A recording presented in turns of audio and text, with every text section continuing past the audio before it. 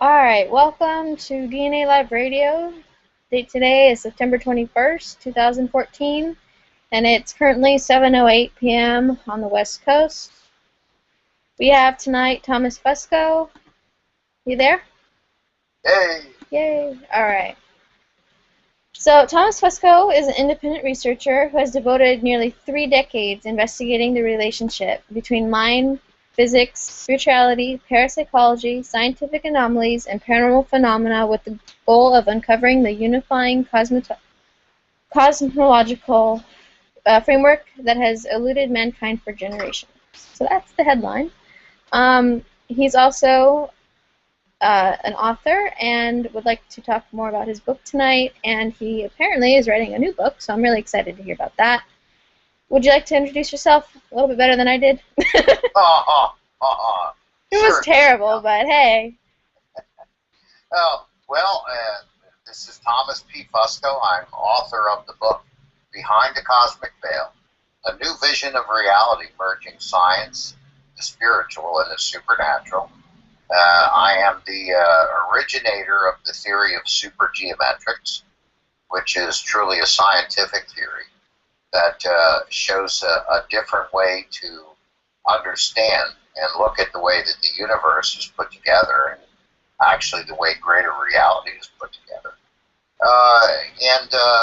It seeks to explain a number of scientific anomalies, plus, also provide explanations with the same set of rules and principles for the kind of things that we call supernatural and paranormal phenomena, which is an important body of data in my work.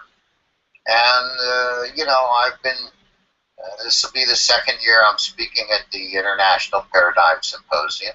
This year it'll be up in Minneapolis with the Ancient Alien Boys and the UFO Boys and girls and some of the paranormal guys. And I've got, like I said, I'm working on another book now that's much more specific to the paranormal. And so that's kind of where I am. I've been on hundreds of radio interviews. I've been on Coast to Coast AM. And so I'm getting famous, but not getting rich. Hey, that's the case for a lot of people now. The money doesn't come. Well, see, that's why you should be on a radio announcer or something. Your voice is awesome. That's what I've been told, and I've had a number of people tell me I should do that. I've had several internet radio networks that have tried very hard to get me on as a host, to host my own show on that network. And, every time I think about it and really kind of play it out in my head, I just can't figure myself being on that end of the microphone. So being a guest seems to be what works for me. And of course, nobody said, "Hey, if you do this, I'll give you, $250 a show or something."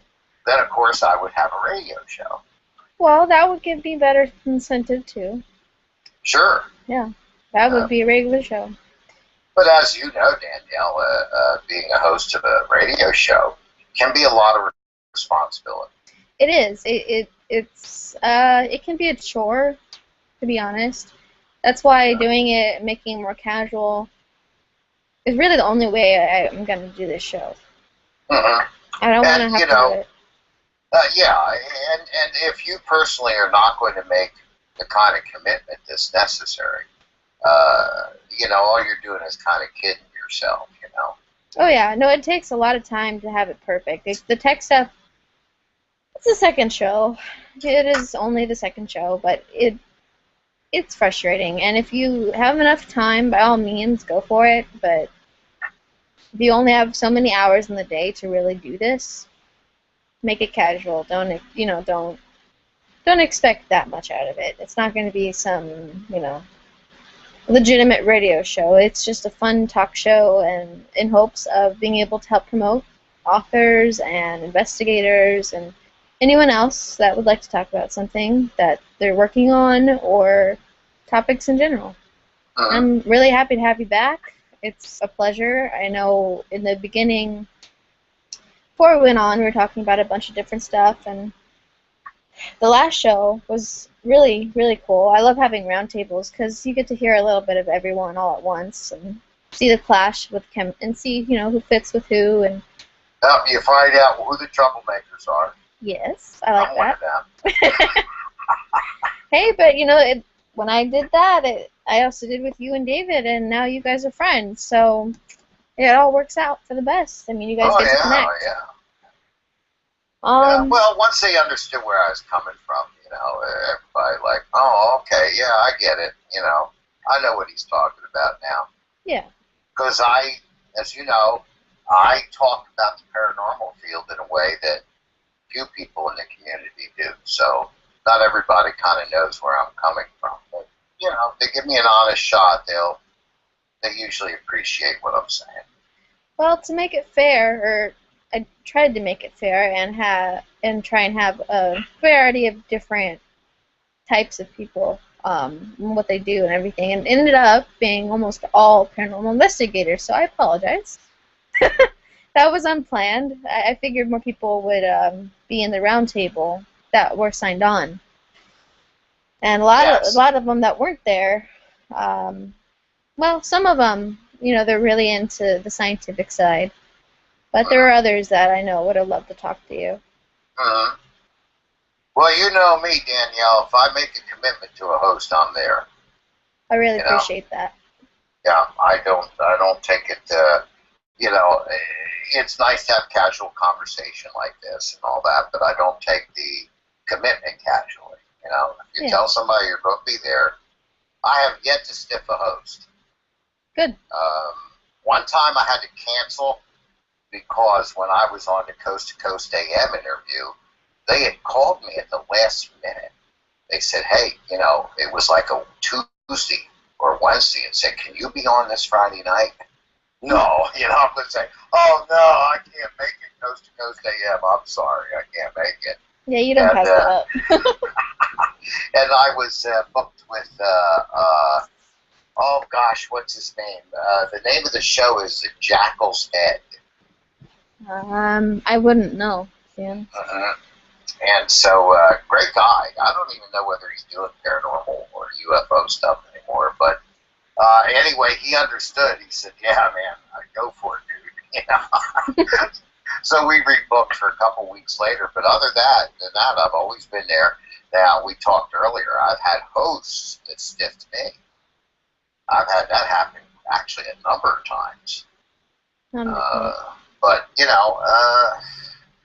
it's this field. It's one of the things where, there's a lot of people out there doing radio shows, and basically anybody that's got a microphone and an internet hookup can do it. And some of those people should not be doing radio shows. I'm probably one of them. Nah. Nah.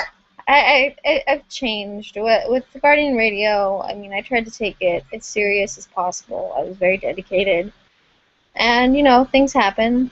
The last show that I had to cancel on someone, I believe, was Barry Fitzgerald, and I felt terrible. I mean, I Oh, told him, yeah. why. I'm very open about that. If I'm canceling, I will tell you why. I won't just be like, hey, we gotta cancel. I'll provide you with a reason, a legitimate reason why. So, but now, you know what? Life's too short. I just want to have fun Yeah. and have legitimate conversations. Yes, but it's refreshing not to have to worry so much about it. 'Cause especially when you do that full time, there's a lot of butt kissing that goes on just to get someone on the show, Yeah, to you stay on got the to show. schmooze and rub elbows and, Yeah, talk to the right I'm not. I people don't and want to say the be up right someone's thing. butthole. It's not my Yeah. thing. Yeah, but, on the other side of it, it's like, hey, if I'm going to get this job done, this is what I have to do. So, Oh yeah. you know. Yeah, like we were talking about earlier, if we got paid for such things, it would make it a lot easier. But no. Now, So, Barry is going to be talking at the Paradigm Symposium also. Well, tell him I said hello, because it's been a long time, and I've always felt bad about that. Uh, And Maybe I I'd really shouldn't be tell him nice. you said hello. Oh yeah, tell him the redhead said hello, and sorry we had to cancel like 2 years ago.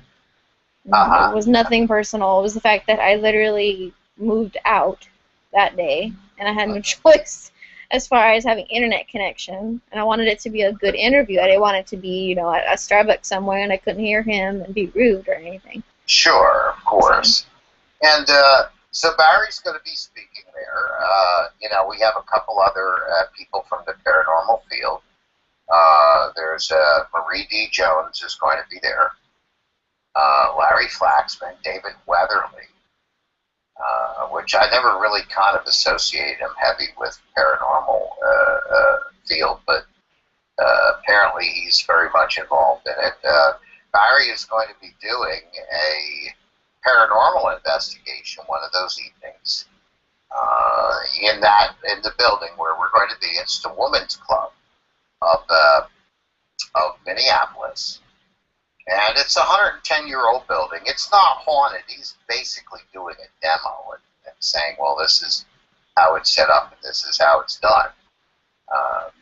Which really what they're doing is saying, well, this is the way the plumbers do it. you know, uh, so uh, so he'll be there also. And Jim Harold, which has been, he's been a radio personality in the paranormal for a number of years. He's going to be moderating all the panel discussions. It'll be like 4 panel discussions. They've got me on the Ancient Alien UFO panel. oh, nice. Yeah, they've got. They didn't put me on the paranormal, and there's a couple reasons for that. But what's really cool is that being on the UFO Ancient Alien panel, I get to sit up there with guys like Graham Hancock and Eric Von Däniken. Nice. Well, what's your view on UFOs and ancient aliens? Well, here's what I think. When it comes to, let's talk about the ancient aliens here for a moment.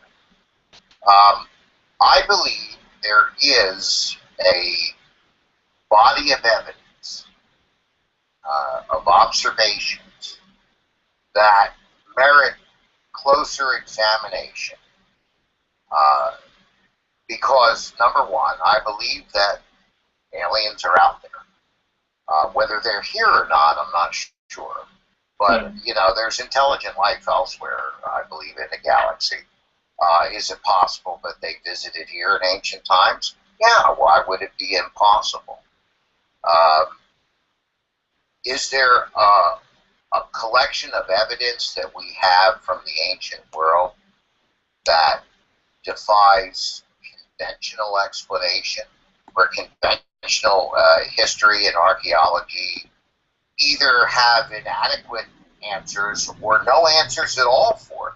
Yes. Could the idea that aliens visited this planet during those times and that might account for some of this evidence? Absolutely.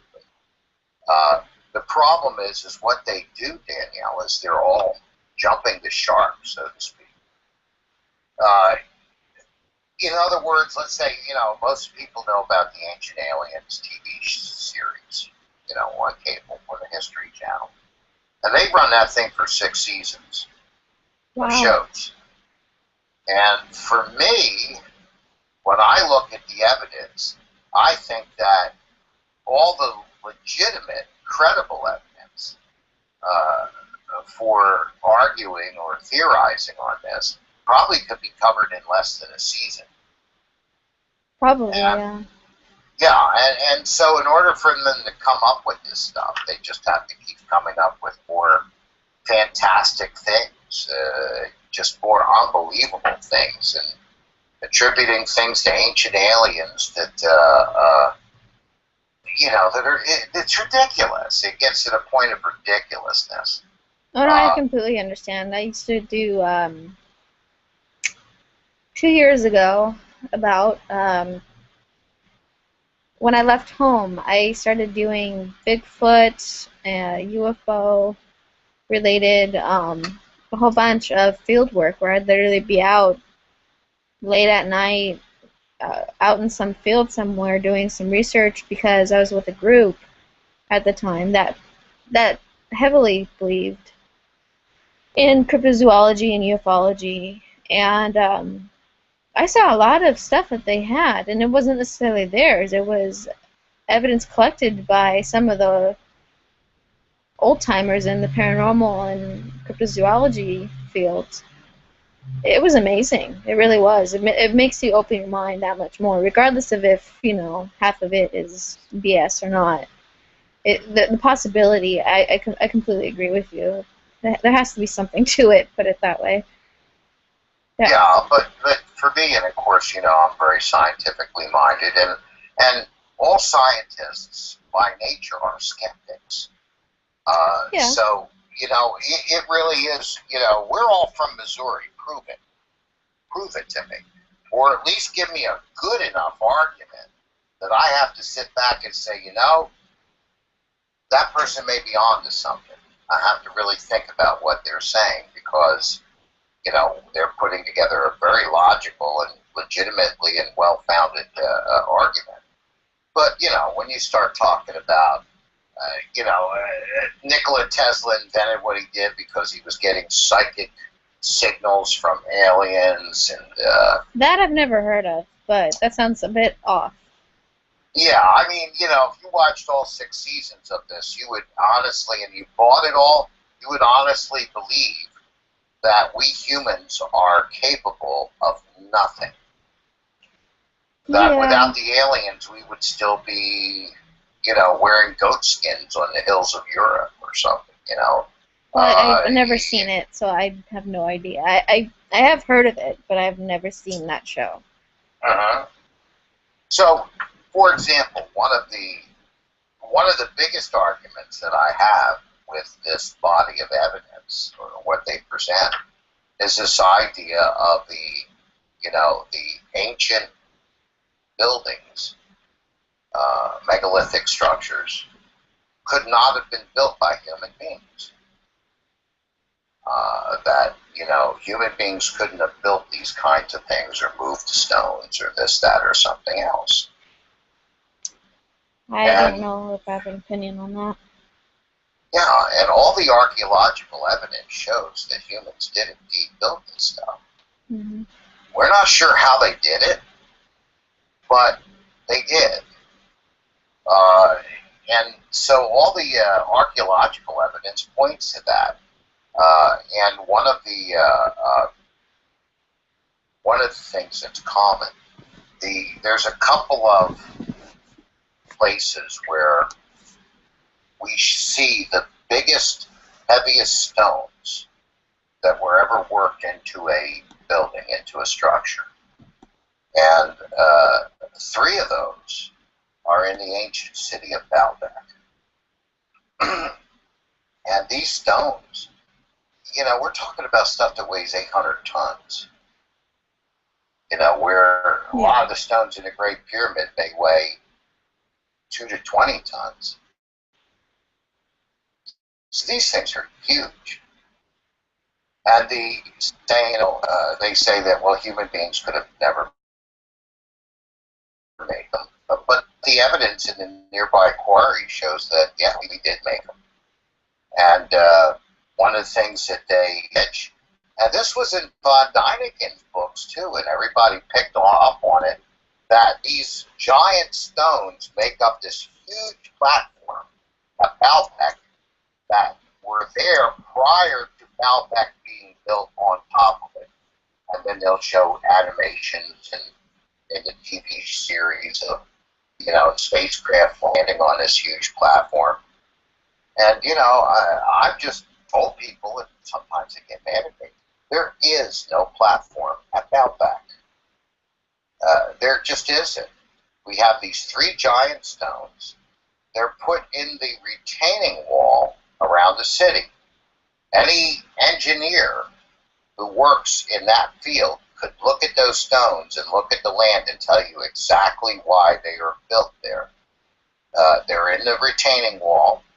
because of the geology of the area. If they were not in there, the city would begin to slide from erosion. Mm. There is Roman construction above it, above the stones, and there's Roman construction below the stones. My ancestors cut and shaped those stones and moved them into place. You know, I'm Italian, so my ancestors were the Romans. And it's well documented. It's Right. historically documented. There is a stone of the same size in the foundation of the Temple of Herod, which was built in Jerusalem around the turn of the first millennium. Completely in historic times, built with Roman technology and Roman techniques. And you never heard the ancient alien boys talk about it because it happened in historic times and it's well documented. Right. So these kinds of things are something which should have been a legitimate field into a big pile of woo-woo.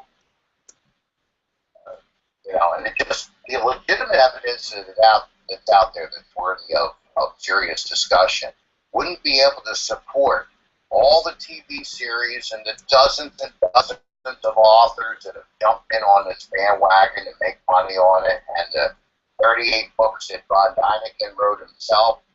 It's not enough there. You have to fabricate stuff to make that happen, and that's what it's turned into. It's a circus, and it takes advantage of people's ignorance. And I don't mean that condescendingly. You know, if you ask me about brain surgery, I'd be quite ignorant. You know?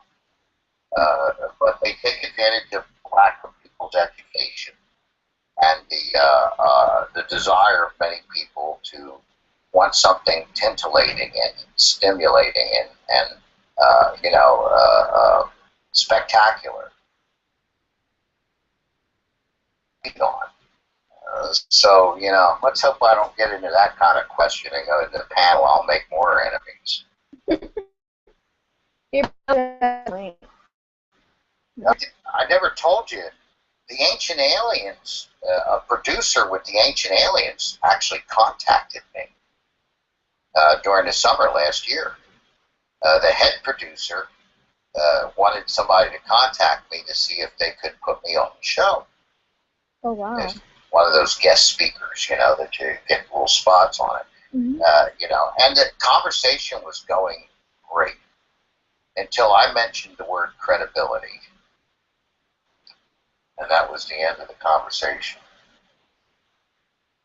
What? They don't want anybody that's credible. They don't want anybody that even hints that credibility is something that has to be considered.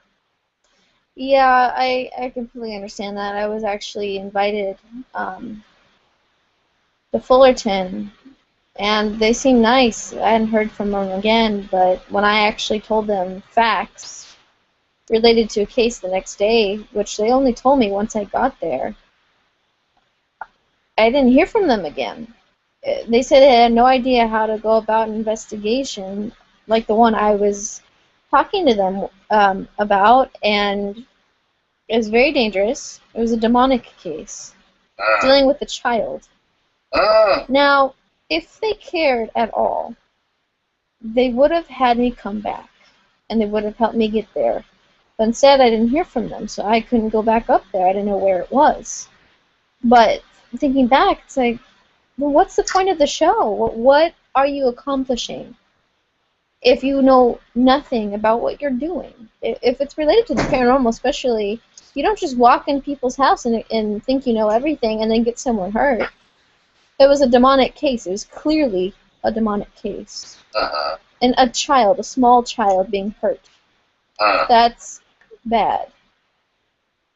But credibility, once again, as soon as you tell them how it really, the truth, it switch goes off. No longer are they interested. Well, there's that old marketing saying, you know, in promotion and all that, and it's you know, it talks about selling cornflakes. That's the old saying. So that if it doesn't sell cornflakes, they're not interested. And, you know that I'm not a paranormal investigator, but I've had, lots of discussions with many different paranormal investigators. You've been involved in the field. Mm-hmm. And they all tell me the same thing, is that to get legitimate paranormal activity, for the most part, is very unusual. Yeah. It's fleeting and it's rare, and you have to get lucky and be in the right place at the right time. Well, if you watch any of these TV shows, it's like any place you walk into, you get EVPs and things being thrown around the room, and guys getting possessed, and orbs flying up their nose, and all this crazy stuff. And I said nose to be polite. What I call, gook and spook stories. So some of these people getting in the field, of course, and, they want to imitate them and form a paranormal group. If they don't get evidence, they feel that they're not good enough, that there's something wrong. It's about the ratings, which, on a business standpoint, I understand their point, but because of the topic, the genre, and what you're doing,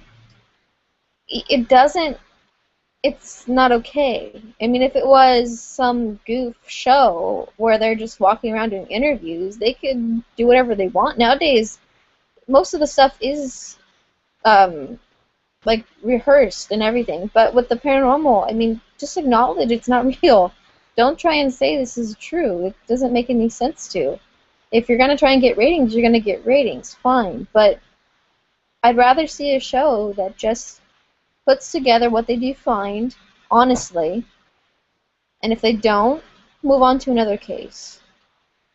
And I know that a lot of shows, they'll go to a bunch of different locations in hopes to find that footage, but it's not a guarantee, and I think that's what we also talked about last time. It's not a guarantee, which is the hardest part about making a show. It's really not reliable.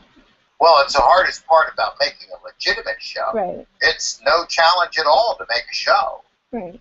You just, they make it happen. They make it happen. And so, but another thing to look at that, from a realistic point of view, is that if the paranormal community were the only people watching these shows, they'd all be off the air because you wouldn't be able to get the ratings. You have to have a big chunk of the audience in the general public. Mm-hmm. And the general public are watching it for entertainment. Well, that's all they are watching it for. A lot of people, all I've ever heard from just an average person is that they want to be scared. Is that they want to have a rush. They want to see gore. You know what? I have no problem seeing the gore in a horror movie, but acknowledge it as one. Uh-huh. Otherwise, maybe we should restrict it to the paranormal community. And that's why we have these online radio shows. Most people that listen, either they're fully in the paranormal or they are an average person who probably doesn't know anything about it, and they just want to hear stuff about it because the show's not on. Or something like that. And I love that I'll have listeners and the other people have listeners, but the paranormal isn't a joke. It's not meant to be some fabricated story. We're trying to find the truth, but we can't find the truth if everything's faked. Yeah. How can we possibly build from that? There's no foundation. Uh-huh. You need to establish a foundation. The reason why there's so few cases in California is because no one's honest. People lie. It's a fact. That show House on TV, I loved that show because I liked his character, and personally, that's how I feel most of the time.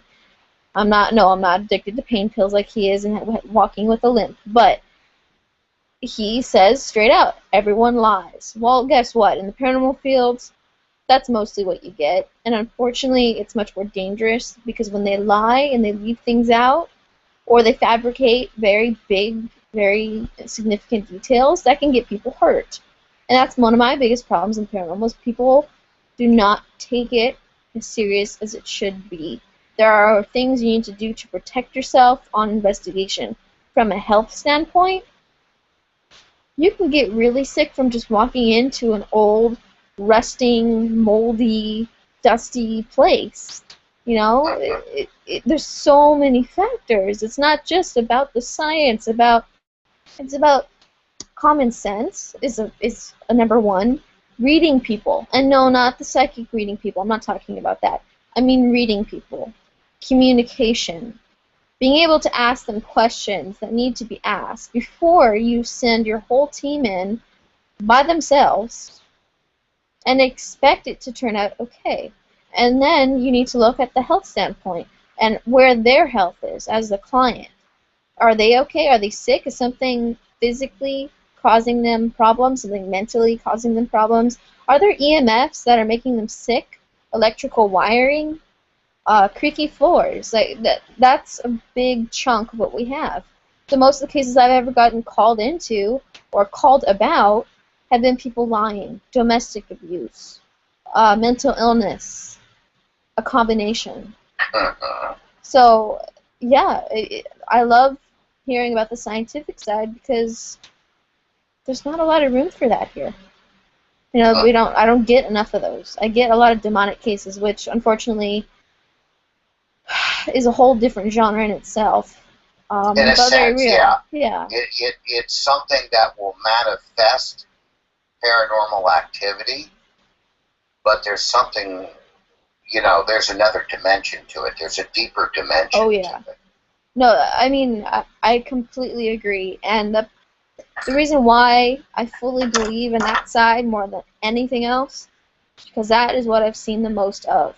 And not by a mental illness, and not by other people's mental illness and false accusations and claims, by seeing it with my own eyes and catching things with tech too. And it's impossible to ignore once you have dealt with it. Yes. And with the paranormal in general, with ghosts and stuff, I mean, it can be questionable, but it's the same thing. When you have experienced enough, you know it exists. That doesn't mean it's everywhere, though. That's what a lot of people say, is that demonic activity, for example, doesn't happen a lot. But the problem is, they just don't hear about it happening a lot. It depends on what you work in. If you get called in for primarily demonic cases, you're most likely going to see more demonic cases than the average paranormal investigator. Of course, yes, that makes sense. Sure. Yeah. Or mental illness. The reason why I stress that is because I know that the demonic side of things really plays with your mind and can make you physically sick and manipulate a lot of things, just like an angry or vengeful spirit or whatever you'd like to give an example for. But mostly it's been a combination, if not, unfortunately, just the client or just the house or just their own problems that they're in denial of and that cause such a negative energy. And I know we talked about energy last show with Joy, and you were talking about the different types of energy and the definitions and everything. And it's very true. It's a certain kind of energy that is created by the living that can also make the activity worse for the dead, or if there's none at all, it just makes it seem that way. And that's why the scientific side of all this is very important. And even if we're not as smart as you, because I know you're very smart, and the things that you talk about fascinate me, but if we've got very little knowledge of that, if we just know basics, that's a start. That would be the best start to have. Sure. Just something to go off of so we can at least debunk what we know now. At least debunk what we're doing in the present time. And then hearing from you, it's a pleasure. It really is. Well, thank you. And yes, for me, science is very important. Because, again, as we were talking about before the show, my motives are not practitioner or experiential.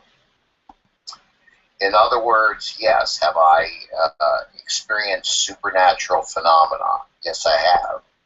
Uh, was it ever something that made me say, well, yeah, I want to experience this more? Or, I want to go into practicing something that involves this? No.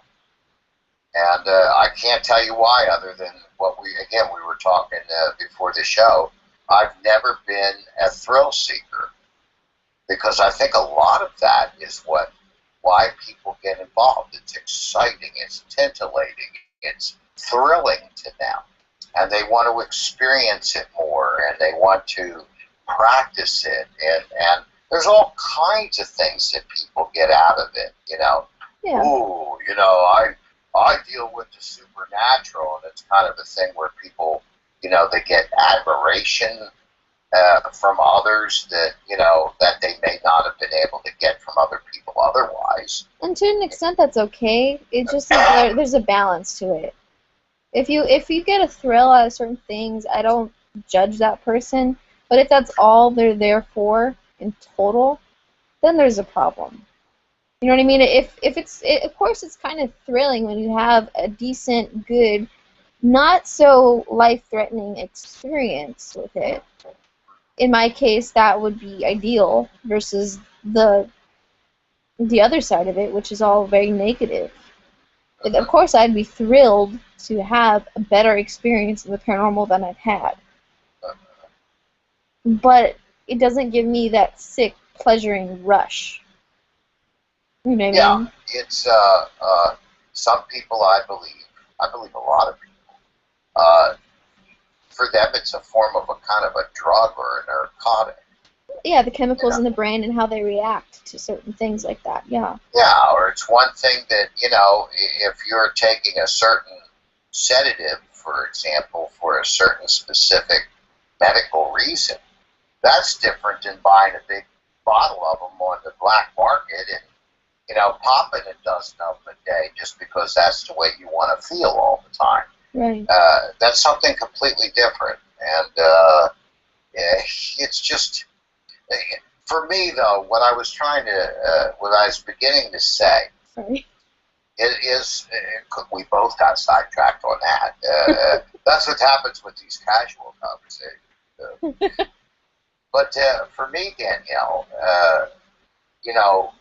and this is a difficult thing for a lot of people in the paranormal community to kind of relate with because they just don't simply look at it this way.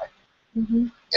Let's say, for example, we have, a disembodied voice where we hear language, speech, and there's no vocal cords, physical vocal cords locally connected to the effect, which is that vibrating column of air carrying that acoustic compression wave that we hear as sound. I look at that and say, how could we exploit that technologically? Right. And what could we do with that? And so then you get a situation. People get like a poltergeist. So they got stuff flying around the house, all by itself with no evidence at all of any energy signature that would be anywhere near adequate to make an object like that move through the air by conventional means. And I look at that and I say, you know what? That's a natural phenomenon. These kinds of things have occurred before we had any kind of technology. Mm-hmm. So it has to be functioning according to the laws and principles by which the way reality is put together. I want to discover that. What if I could make a vehicle that did that? Yeah. And so for me, I'm talking about, like I said to you before, I'm talking about changing the world. And that, actually changing the way we live as a civilization. And I see paranormal phenomena as a very important body of evidence that leads us to understand, number one, that the laws and principles that we understand in physics today are either incomplete or defective in some way. Uh, and that number two, that once we learn these principles, if we take this body of activity seriously and we learn the principles behind it, we're going to be able to build a world that we can only dream of right now, because we'd be able to take all these effects and reproduce them purposefully to a specific end that would be our intention, to be able to do things like teleportation or anti-gravity, uh, that kind of stuff. And it's out there. It definitely can be discovered. Uh, and I always understood as the first step is a theoretical framework which explains how these things occur in a scientifically meaningful way. Well, I agree, and I really hope you keep me in the loop about all this. I never before. I think after high school, science became more involved in my life. Although I've been dealing with the paranormal my whole life, the thing is, I didn't know that much. I mean, I knew enough, I think, as a basic investigator and learning everything I could about demonology and parapsychology and stuff like that. But science like chemistry and physics, I never even took a physics class. To me, right now, I think it's timing. I think when you are ready to understand it, you will. Because after high school, after I was able to become independent, everything just started to click. So everything you're talking about is 10 times more fascinating than it ever used to be. And now being able to see that there's a possibility that a lot of this could come true is absolutely amazing. You know what I mean? It takes time. I have a lot to catch up with. There's a lot of catching up to do. Mm-hmm. And so, but the paranormal community, by and large, it's difficult for them to relate with the way I see paranormal phenomena. Exactly. They don't. It's like, well, yeah, well, that's really interesting, but next week we're going to have, so and so on who's going to tell us the latest gook and spook sighting they had at their investigation. And blah blah blah. Oh yeah, let's tune in, and it's forgotten. Well, that was really interesting. Thanks, Mr. Thomas Fusco, for being on our show. Next week we're talking about the human changeling alien reptilian that's hiding under your bed. And that's what people want to hear. I'm kind of almost like a curiosity, like a freak show. Well, no, it's not that, Thomas. I think what I'm trying to say is that I'm not stupid, and I know that now. Like, I know beyond a shadow of doubt that I am not stupid. But I know that the paranormal community has very little education, and I'm talking about basic education. I mean, Yes. There are people out there that probably never even finished high school. Now, when I say that, it has no judgment to them. But the point is if you want to deal with this kind of stuff, it takes some brains. So even with the little that I know in comparison to you, there's still catching up to do. And the reason why a lot of people disregard it is they probably aren't even up to speed. They're not even close to me. They're not even. How can they get close to you? Your thought process. It takes too much energy, and it's too confusing for them because they don't have the same mindset that you do. You're very intelligent, and I think we're still catching up on the education factor to all this. The science is far behind. I don't even remember having a legitimate good science class. You know what I mean? I think we're far behind on a lot of different things with the education system. I think once we start to get up to par and everyone starts to learn more about this, slowly they'll be able to understand you eventually. Yeah, and for me, I found in the last few years, we had that roundtable a couple weeks ago on your premiere show. it has to do with motivation. Yes. And there is a very, very, what I found, there's a very tiny, and I mean tiny, percentage of the paranormal community that is interested in real science. Yeah. They're just not interested. They see no need for it. You know, if they're going to, they're going in to see if they can find ghosts.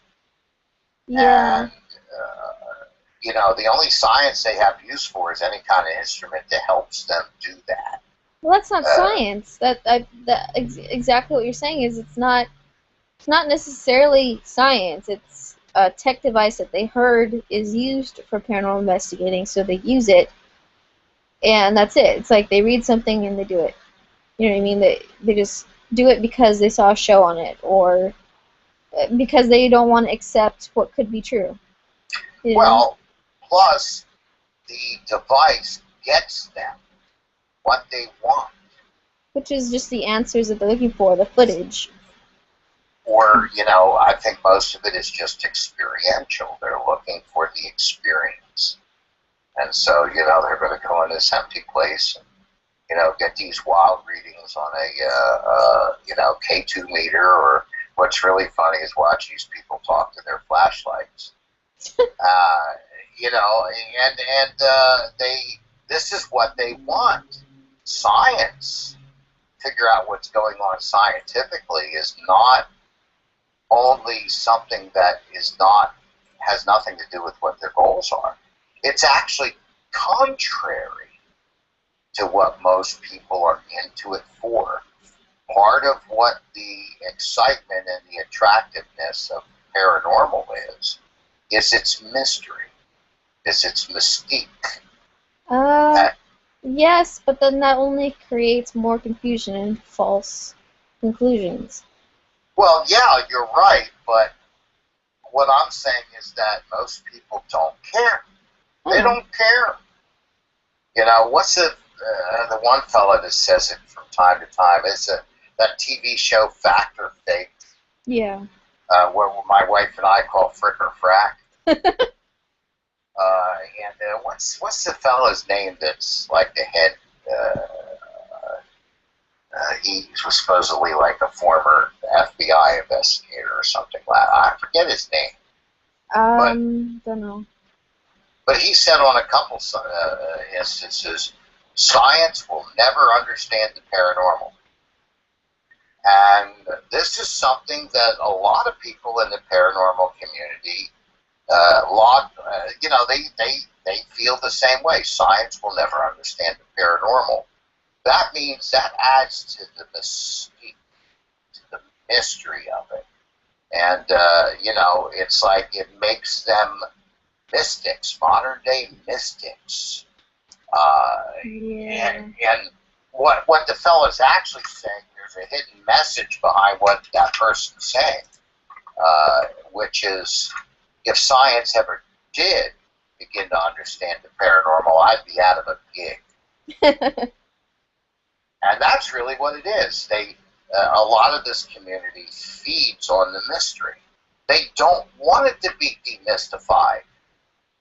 And so anybody that comes along that threatens to demystify the paranormal is a direct threat to the very reason why they're involved in it. Can I tell you something that you basically just described? You basically just described our government, religions, and everything else, basically, like with religions. Christianity, for example. And I do not mean to harp on people who are Christians. Please do not give me some hate mail.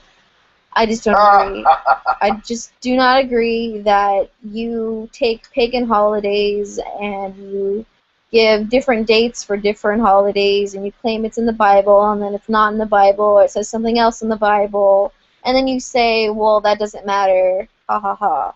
Like, what's going on? Like, the truth. I want the truth. I don't care what genre we're talking about. I want the truth. The problem is why I cannot declare a religion, as much respect as I have towards certain ones, is because there are so many falsified documents, there's so many misinterpreted documents, there are so many misinterpreted traditions, and beliefs, and it's the same exact thing with the paranormal. The paranormal itself is becoming a religion, not what it should be, a science, an art and a science. I mean, it's a belief. The problem is people don't want to change what they already believe about the paranormal because, like you said, that will take the mystery and the fascinating qualities that they find to be fascinating out of the paranormal. It's no longer a spooky show. Yeah, it doesn't get them what they're in it for. They want it to stay glorified. They want it to look vast and like uncharted territories, but we've already discovered so much, and they're not willing to. I mean, it's same, like I said, same with government, religions, belief systems about different things. Old timers that still are racist and believe in these crazy notions about certain things, or believe that what's actually bad for you is good for you medically, and this and the other thing. It's like that. They're stuck in their ways. Uh-huh. And that's very hard to handle, and that's why I completely agree with you. I would rather know the truth. If I'm getting something and it's something else and it can be debunked, I'd rather know what it really is.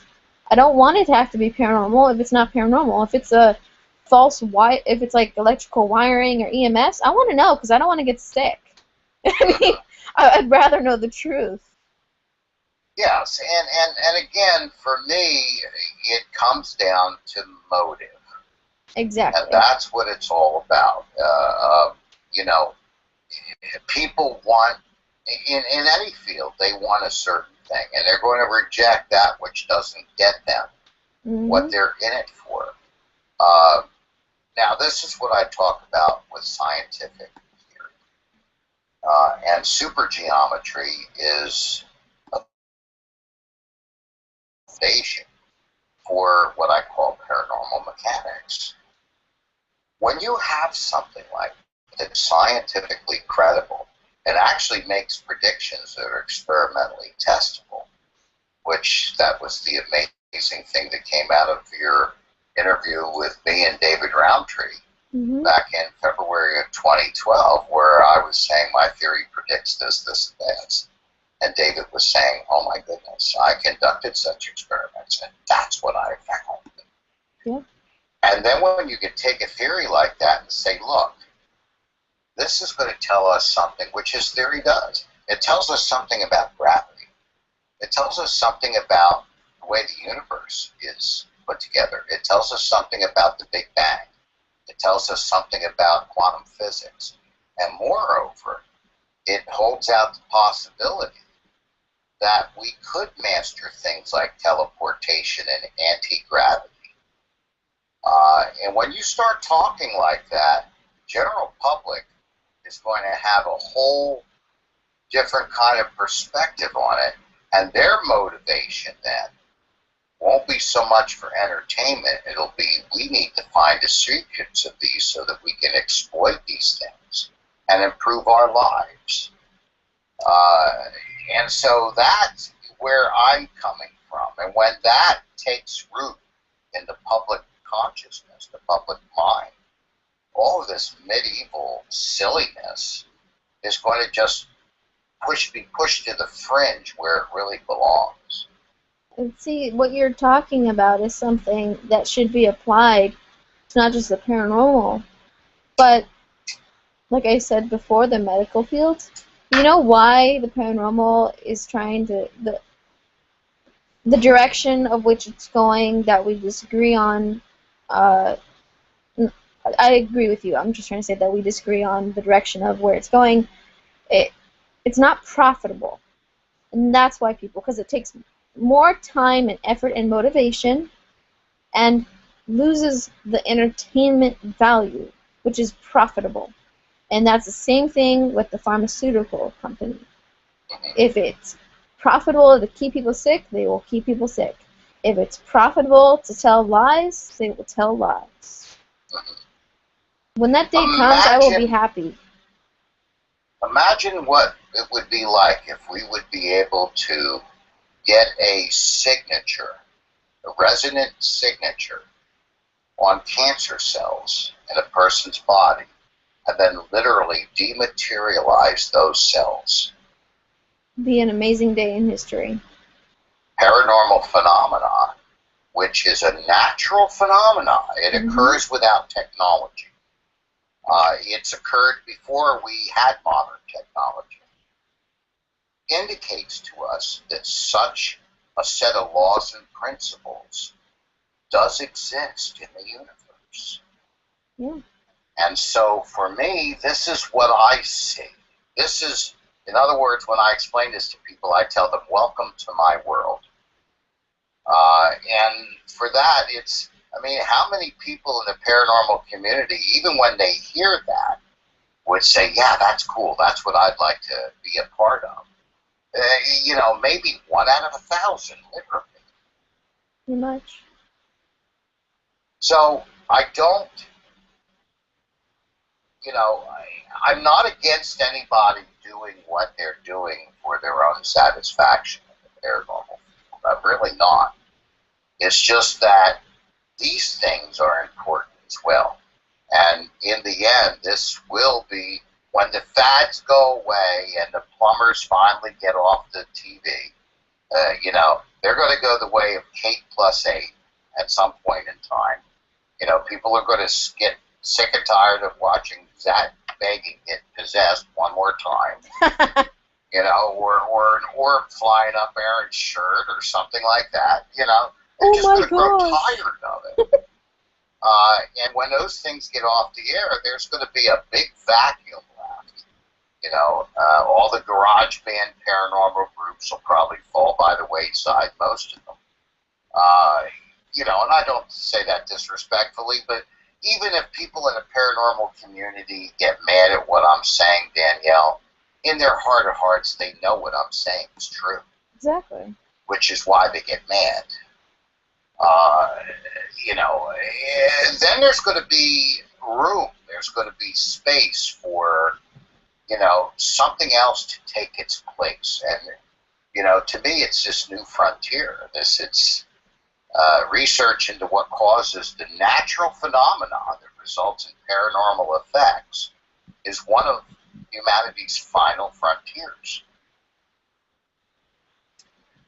Well, on that note, you know about my group, the PPRS, right? Yes. Well, people seem to misinterpret it as it has to be an investigating group when it's not. Currently, me, the California branch, me, Steve, you know, us, we don't conduct that many investigations just due to demand. I mean, we might do some fun outings or something, but the reason why it's called the Paranormal Phenomena Research Society is because what you're talking about is exactly what I've been looking for in people. So to come together and to research, to find the truth, to find the real, what's really going on. So I would be honored if you keep me in the loop or would like to work with me as well. I may not be up to you and David as far as IQ, but I'm so far above average, or whatever. So I think might be able to keep up with some stuff. I will do my best. I would love to be a student and to learn, and I'd like to keep, because I don't believe that PPRS is a garage band, and I never have. I mean, maybe in the beginning when I was younger, because it just takes some feeling out as to what you want it to become. Yeah. But I'd like it to go in that direction. And if we investigate, that would be wonderful, by all means. I haven't done it in a while. But the research to me is more important and more significant and vital that it should be represented by us as well. That I would love to work with you and with David and hopefully keep that alive as well so it doesn't just end like a typical garage band. You know what I mean? I say the garage band. I love it. I really do. Kind of almost like shock value. It kind of like shocks people out of their seat. It pisses some people off. Good. But, you know, it's it really is. It makes them stop and think and say, yeah, well, even if they get mad in their heart of hearts, they know, you know what? This guy just said something that's real, you know. Well, yeah. Of course, it's why I don't ever get invited to Paracons. We talked about that before. I've not You been don't need to invited get to invited to a Paracon. They are everywhere. They are always online advertising, and there are people there I'd love to. To me, it would just be an outing. It would just be something if I could ever afford that chance to just go and see people. It really would have nothing to do with paranormal truth or anything. It would just be, to me, it's just an event to see people. Mm-hmm. You know what I mean? I mean, John's actually sounds kind of cool because they'll have panels where they'll be able to talk about, legitimate topics and stuff. And I like where his heart is about it and the goals that he has progressing in the paranormal field. But all in all, I mean, it really is just a get together. That's all it is. You don't need to be invited to it. People are always trying to get people to go. Well, what I'm talking about, Danielle, when I say invited, I mean get invited to speak, Oh, be a speaker and presenter. of course not. And I've never been invited to any Paracon for that, because by and large, what they're I would not sell tickets. In other words, they want the people there that are going to sell the tickets. You also have to put in yourself as well. I haven't heard of people getting invited to speak in a long time. I think maybe it's just finding where you want to go, what's convenient, and then asking if they have any spots available. Mm-hmm. That's the only thing I know of. I mean, unless you have an agent or something. That I haven't heard of a lot of people just getting invited to speak because they fill up fast. Mm-hmm. So I mean, if I believe that would be a huge difference. So I mean, if there's something that you can do that helps get the word out about all this, just go for it yourself. Don't rely on other people to invite you. You know what I mean? Just ask them. I understand what you're saying. Yeah. I understand. I guess for me, it's not something that, again, it's not. Excuse me. It really isn't something that I seek out. The Paradigm Symposium is something very special, very different. That sounds And amazing. yeah, and that's something that I actually, that's where I belong. That's my home. I found a home there because Scotty Roberts, who, he and Micah Hanks started this originally. With Intrepid Magazine, the theme of the Intrepid Magazine is bridging the gap between mainstream and alternative studies. Right. And, when it comes to doing that, I'm kind of like the poster child. Because I do bridge the gap between mainstream and alternative. I got a place where those things come together. And in all other areas that I've seen in these alternative fields, they stay diametrically opposed to one another. It becomes a fight that my way is better than your way. My belief is better than your belief. And my work's a little bit different. I can sit down with scientists and talk about them with very meaningfully, very credibly.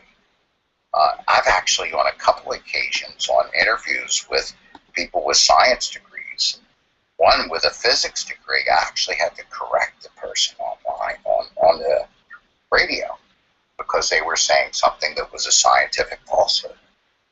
And I had to stop and correct them and say, no, that's not the way it is, and this is why. And of course, none of those shows I got invited back to, but so it's it's something whose time has not yet come. It's almost like being ahead of your time in a way.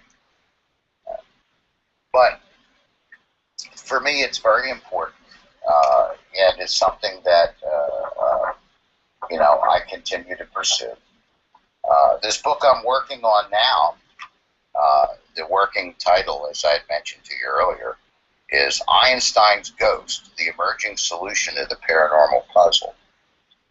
And I talk about in the beginning of the book about the things that we've been talking about so far tonight about the paranormal community and what it's like and what goes on in it and what people's motives are, and how this doesn't relate to anything, for the scientific advancement of understanding of this phenomenon. And then I talk about a lot of different traditional viewpoints in the paranormal that just scientifically make no sense. If you want, I can give you a couple examples of that. Sounds great. Okay. Let's talk for a moment about a real popular one where people feel cold spots and or notice a malfunctioning of their battery-powered electrical equipment, and the belief is that a spirit is draining energy from these things in order to physically manifest. Let's forget for a moment about the idea that, that somehow when Aunt Mary or Uncle Fred die, they acquire this unique skill. Let's not even talk about that for a moment. What people do is base this loosely on Einstein's equation, E equals mc squared, which is what we call the mass energy equivalency formula. Mm-hmm. Is that, the idea is that mass can be converted to energy and energy can be converted to mass. That is two forms of the same thing. And so they figure, well, the spirit can convert energy into a physical manifestation. And Einstein's formula demonstrates that.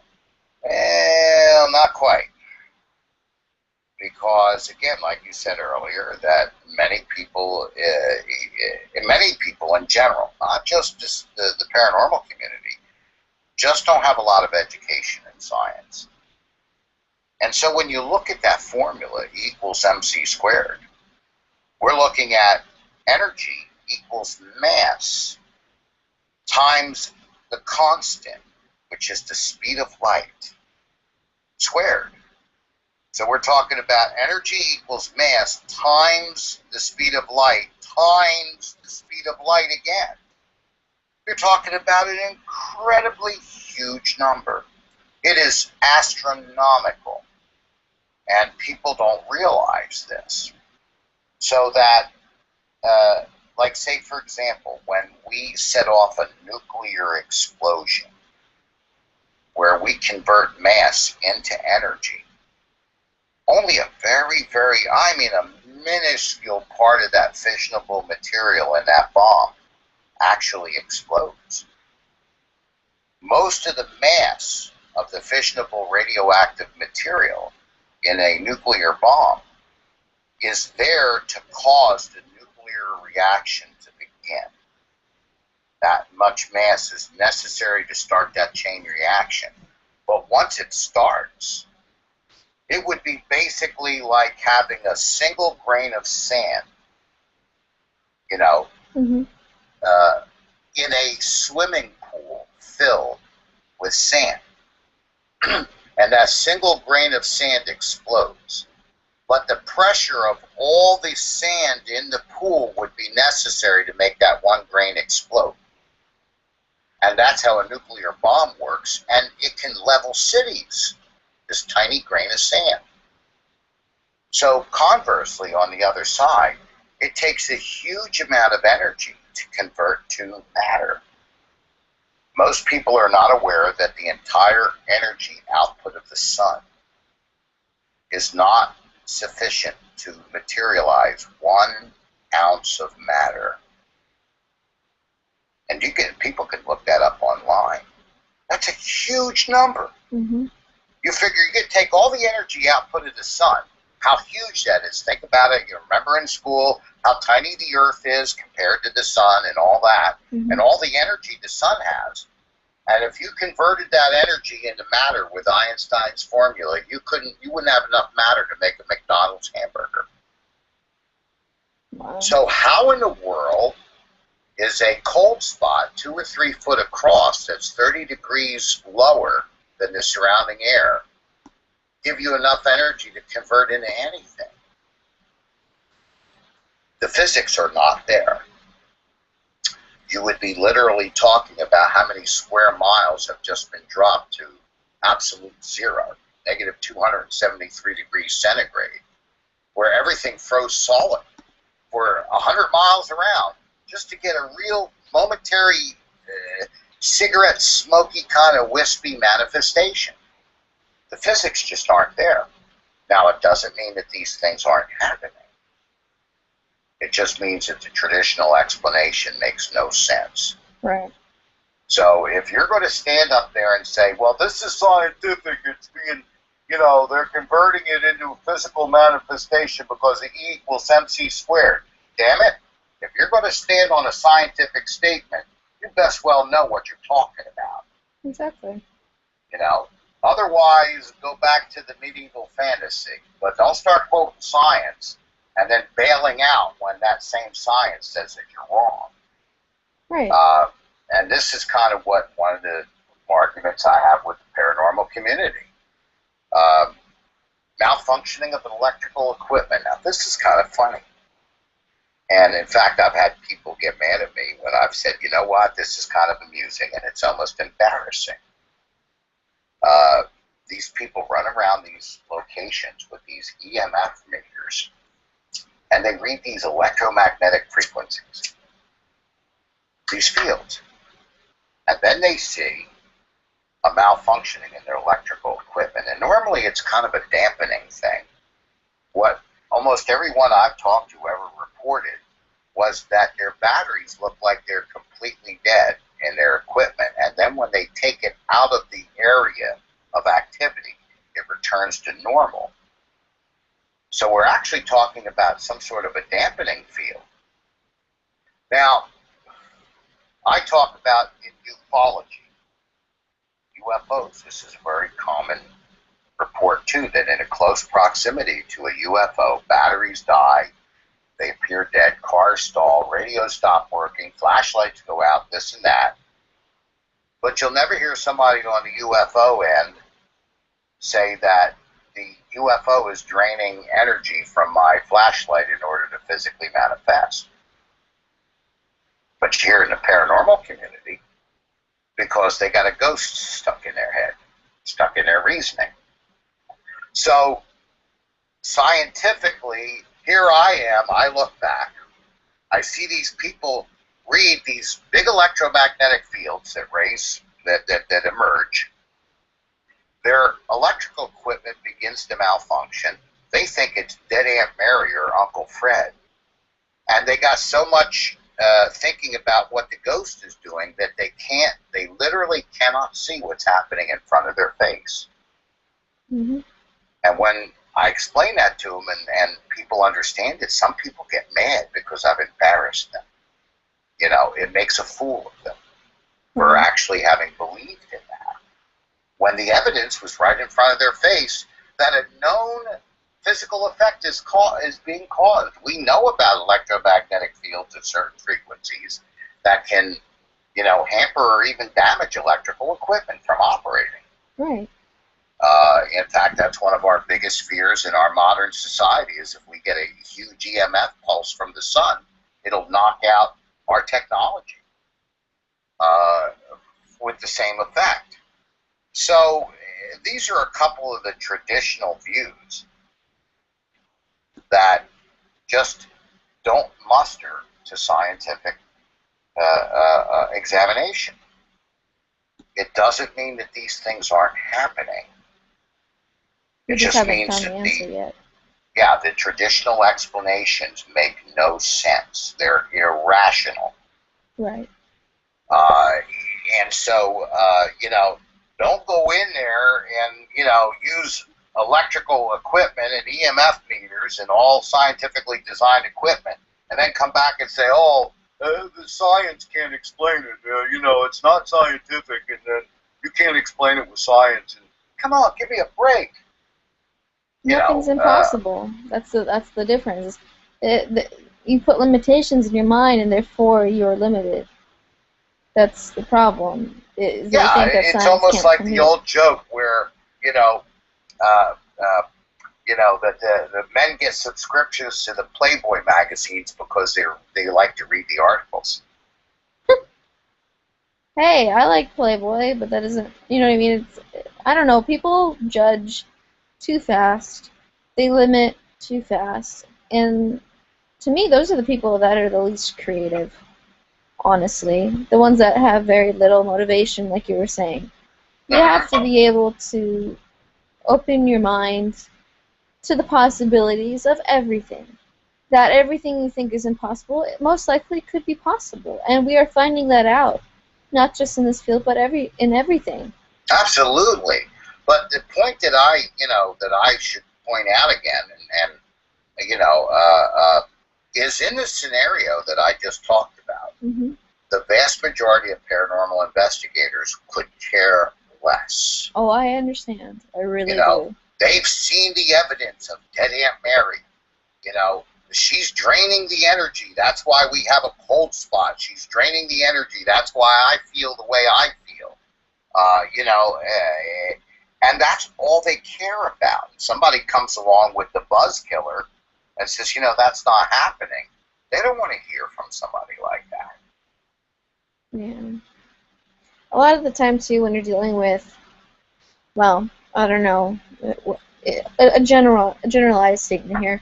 When you're dealing with a typical spirit or demonic entity or something of the like, and for example, I'm a channel medium, so I've had things possess me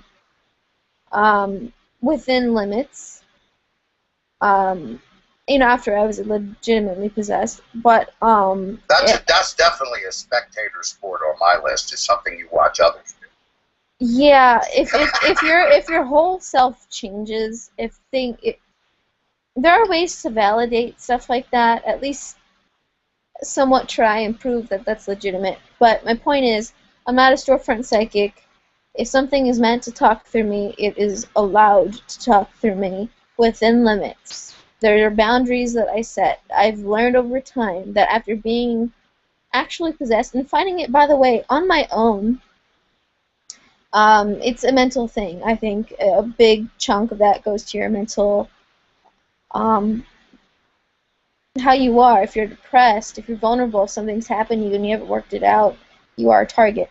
But my point is, of course, yeah, with channel mediumship, I lost my point. I'm so tired. I'm sorry.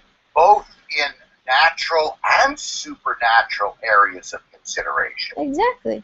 Yes, that would be true in all human experience. That if you have that unsureness, that uncertainty, you don't know who you are.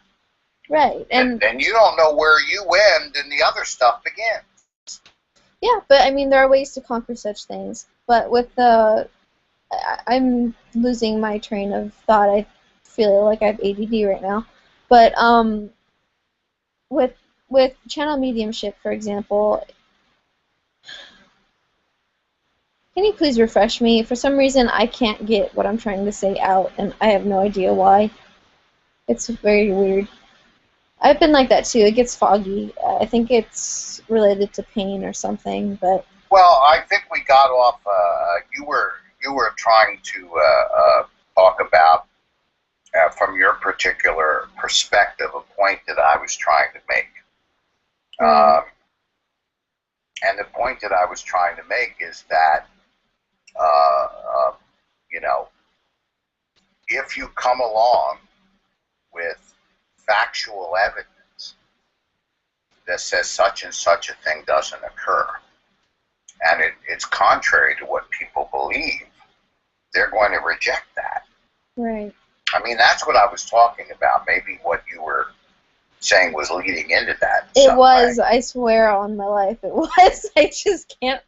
I've been like this for a while now. It's just sometimes, I know exactly what I'm going to say, and then all of a sudden it just, the board has been cleaned. I have no idea what I was about to say. It's frightening at times and just makes you feel like totally stupid during others. But yeah, I don't know. With I really do believe what you're saying makes so much sense, and I definitely agree. this is, Yeah. of course, it's a couple of things that I'm talking about where the traditional answers don't give satisfactory explanations.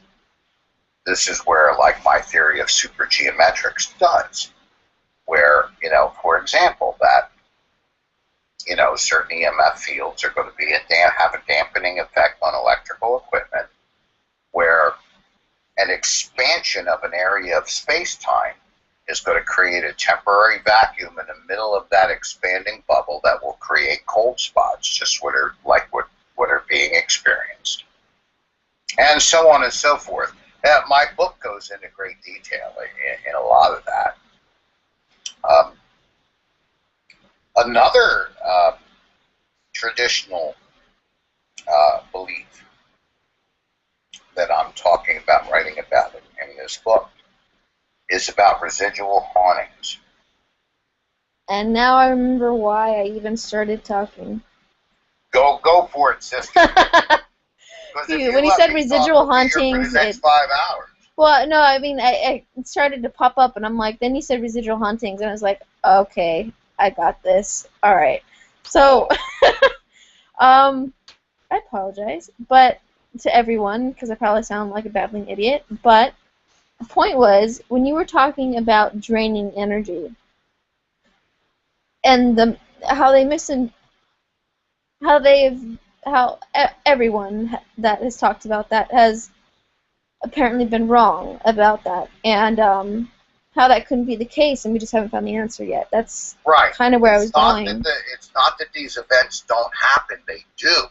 It's the explanation that isn't right. But it's a physical and/or mental or emotional response to feeling drained, and I think that's another thing, is that you feel drained because, as I don't know if this has any basis to it at all, but from what I've believed growing up, a person cannot physically, emotionally, mentally take on another person without there being physical, emotional, and mental repercussions. So when you're dealing with spirits and demonic entities, and like when something passes through me, it does drain you, but in a different way, in a way that can be considered emotional or mental, and then the mental causing the physical. Yes. And that's what I was trying to say. Yeah, I mean, let's put aside paranormal for a moment. Even in normal human activity, normal human engagement, you'll talk to any psychiatrist or psychologist, they'll tell you about entanglement or enmeshment, where certain relationships are codependent, to where people lose the boundaries between themselves. Exactly. And so they become intertwined and enmeshed, and it's very unhealthy, and it creates all kinds of emotional aberrations and, fatigues and other kinds of stresses and strains. Well, it alters the sense of reality.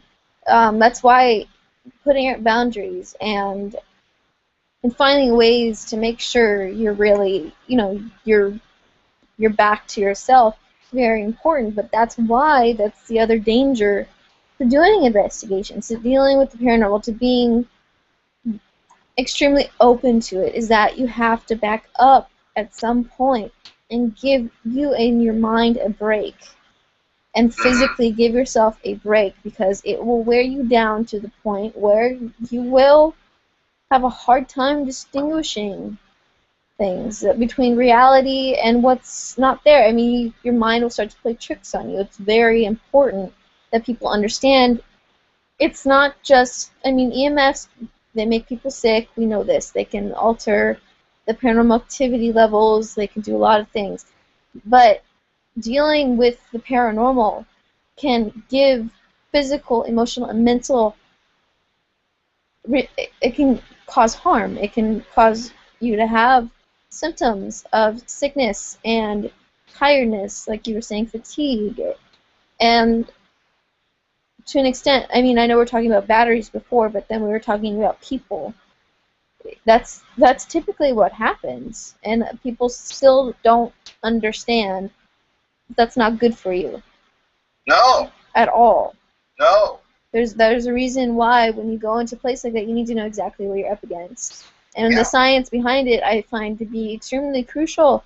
And unfortunately, I don't know why other people don't, but then they complain they have health issues. And I know I have health issues, so I have to be very careful with what I do. And I'd rather know what I'm getting into and the science behind it so I can properly protect myself. Sure. You know Sure. what I mean? And Absolutely. that's why I have the motivation to learn, to want to know more, and try and catch up one day to you. Because I want to be able to, I think protection is, I grew up, my main thing was survival. Now, just surviving obviously is not good enough for a person in the pyramid of needs. That's like a base need, but you need A to go past human that. being is much more than that. Exactly. So if you can find ways to protect yourself, that should be a motivation for people. But unfortunately, it's not. Unfortunately, people complain about this and other things, but they don't provide the necessary steps and precautions to protect themselves. It's like in the medical field. If you went into um, an isolated room and a patient had, let's say they had MRSA or TB or something, or an airborne or droplet precaution, you would need to take the proper steps to not pass it on. It's very important. But why aren't we doing that with other things? Why is it not, everywhere? Why is it not? Why is it only the medical field, and barely that, by the way, barely. Yes, I know. I know. So Well, let me give you a little bit of a kind of a perspective. I don't talk about this very often because it has to do with my own spiritual beliefs. Um, when you have a paranormally active site, let's say in a home, particularly in a home where people are living there, hmm I look at it as an infestation. Yeah. It does not belong there. It's something going on that should not be there. You know, it's one thing to go to an old abandoned warehouse that's filled with roaches. It's infested with roaches. It's another thing to have that in your house. And so I believe that, we need to remove these infestations from people's homes. But of course, most paranormal, not all, now there's some people out there that are genuinely out there to help individuals. I don't want to wholesale condemn anyone. Mm-hmm. But many paranormal investigators, particularly the experiencers and the thrill seekers, they don't want the haunting to be gone. That's unhealthy. I'm sorry. I mean, there are a lot of different situations and different circumstances, but unfortunately, most of them, or almost all of them, should move on. They should either, I somewhat believe in passing over in the afterlife, but whatever it is that cleanses that area of that infestation should happen. I know people, and I don't know why they do it, but they embrace the activity that is clearly unhealthy to their health and the people in that house. Yeah, they have a sick home. It's not normal. It's not the way things are supposed to be. But people do that to other people too, not just the dead. Some people will find a need to take care of someone sick and keep them sick so they still have that job to do. Yes. It's like a need to, like an importance. And to me, that's very sad. Yeah. Because it's just nurturing sickness. It's part of that emotional and even spiritual enmeshment. Mm-hmm. It's that entanglement. Yeah. It's pretty, it's not good, that's for sure. Yeah, exactly. And of course, we could talk about that subject for a long time too. But according to in considering my theoretical work, I have a speculation, because people ask me sometimes, why are certain places haunted? And my answer and it's a speculation, I don't have any observational evidence to show this is just a speculation derived upon my theory, is that I believe the actual fabric of space-time is damaged in those areas. That makes a lot of sense. It's fatigued. It's like taking a piece of metal and bending it back and forth constantly until it gets weak. And that's what's happened, and I believe that human beings have the capability, inadvertently, unknowingly, through strong emotions, particularly negative emotions, to actually damage the fabric of space-time that is around. So then you do believe that like a traumatic experience can cause an earthbound spirit? In a sense, yes. In a sense, yeah. Because it damages the fabric of space-time in that particular area. Now, what happens? It would be like, how would you say it? This is hard to describe. Let's say, for example, you were doing a remodel in a house, and one of the things that you wanted to do was to break through a wall, and you want to put a doorway in the middle of where a solid wall is. And one of the things that you're going to find, you're going to look for the weakest part of the wall that you can break through. And this is what happens, where you have this weakening, this bubble kind of almost like an inner tube, an old inner tube of a tire that has a damage in it. It's got a weak spot, so when you fill it with air, that part of that inner tube blows up like a balloon, almost comically. And so that creates a path. It's a doorway. And these doorways become open in these places that are haunted, that have been damaged through traumatic human activity. You're dead on. Honestly, you are.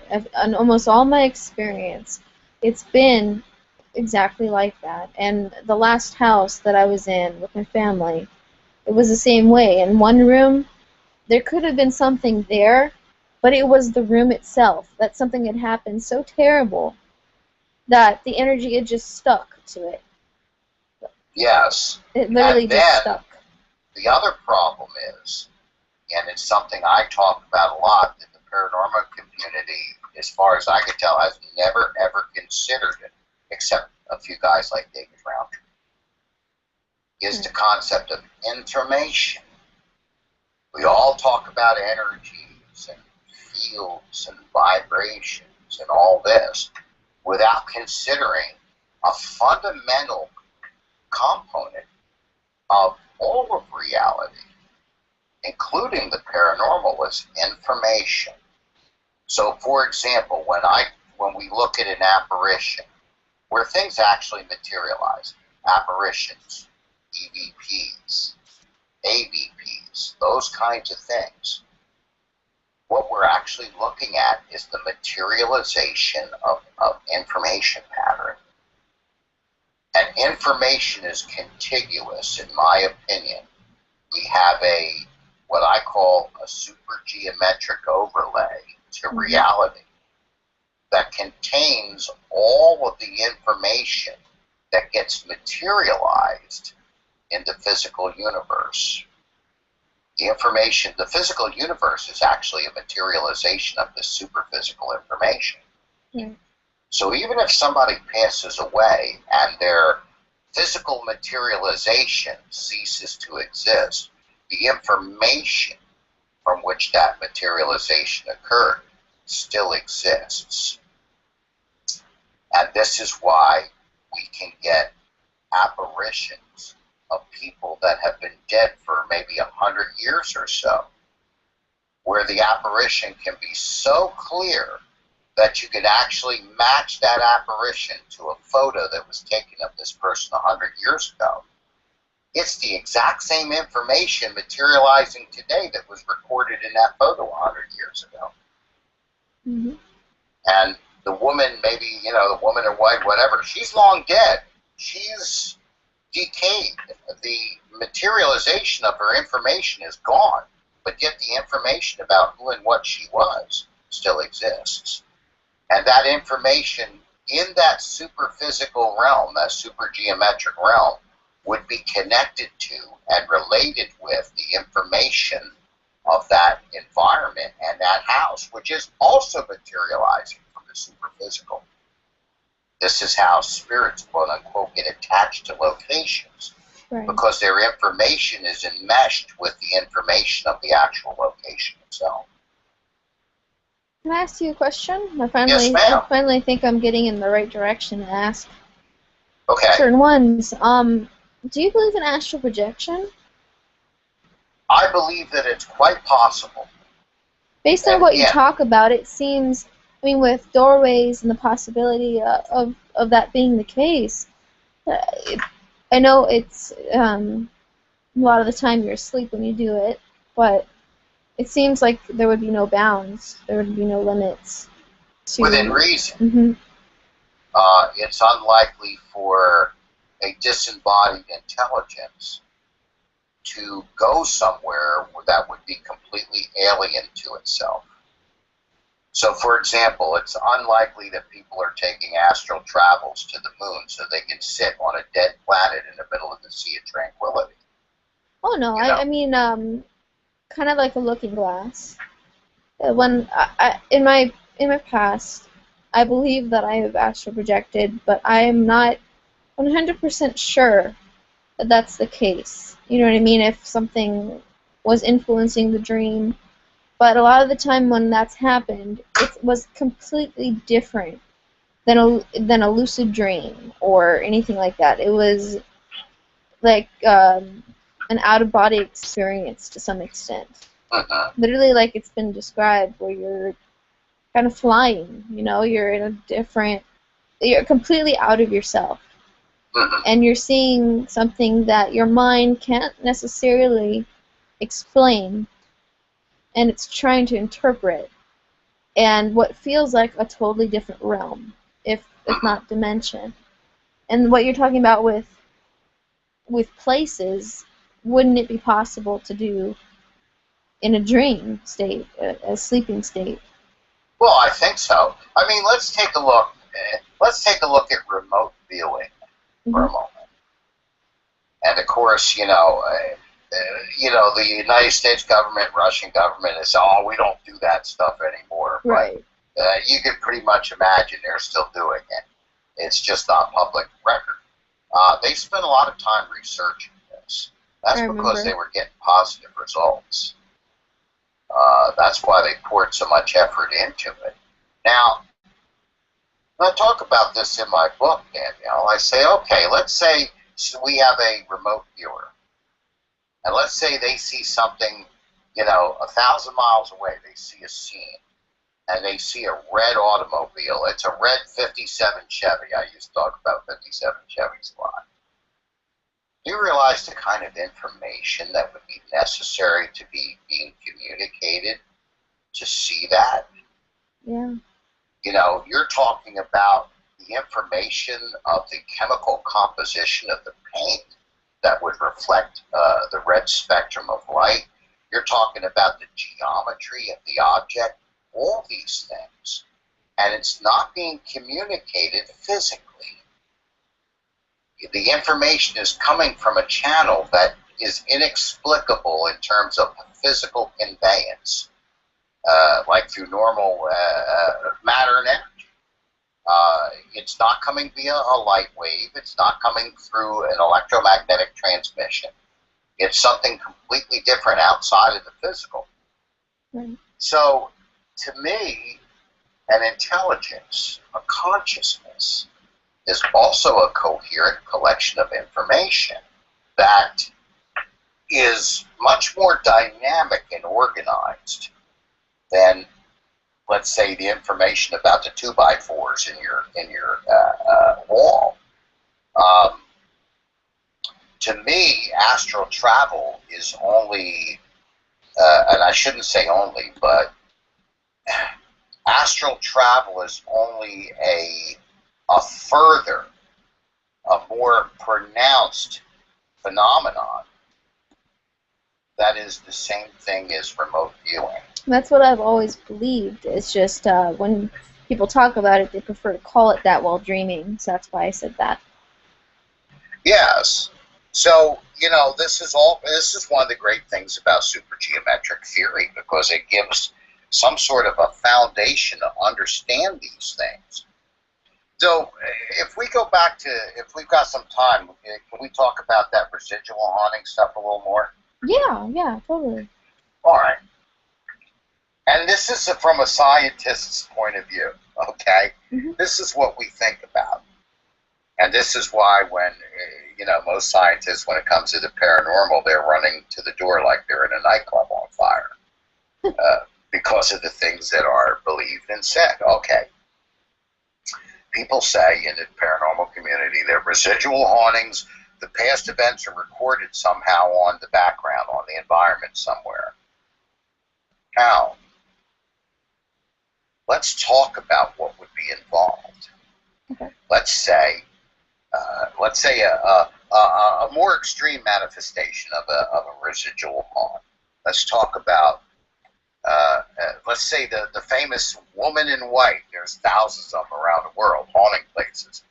But the woman in white in the Victorian dress that walks down the same hallway every time, when she's seen, completely oblivious to what's going on around. You might have situations where modifications have been done to the house where there's no longer a doorway where there once was 70, 80 years ago. And the apparition walks right through the solid wall where the doorway was, like a recording being played. That's basically what it is. Yeah, now let's think about this for a minute. Okay, first of all, let's think about a photograph.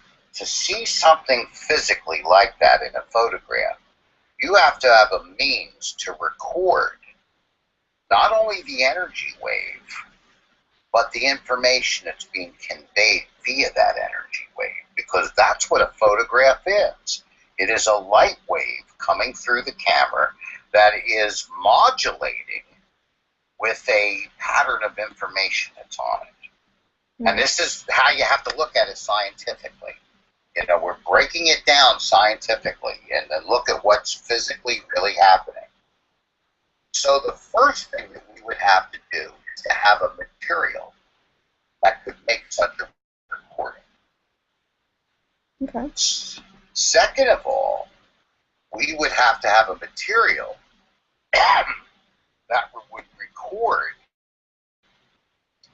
that level of energy. And it would have to be able to store it. And when you talk about human activity in the greater scheme of things, a human being doesn't throw off all that much energy. You would get more energy taken away from a 60-watt bulb than you do from a human body. So the recording medium has to be very sensitive, and it has to be in the range of the compression wave carrying the information. So when people say, oh, it's recorded on the bedrock below and stuff, horse hockey. How? Explain it to me. How the energy level from this human being walking down this hall is sufficient to penetrate those layers of building material and record themselves in a rock somewhere, along with information. Now, people could argue this and say, oh, well, blah, blah, blah. But here's the problem. How do we get the woman walking down the hall 100 years later? We would have to have a material that not only recorded it, but would also be able to store energy like a battery so that it could project it.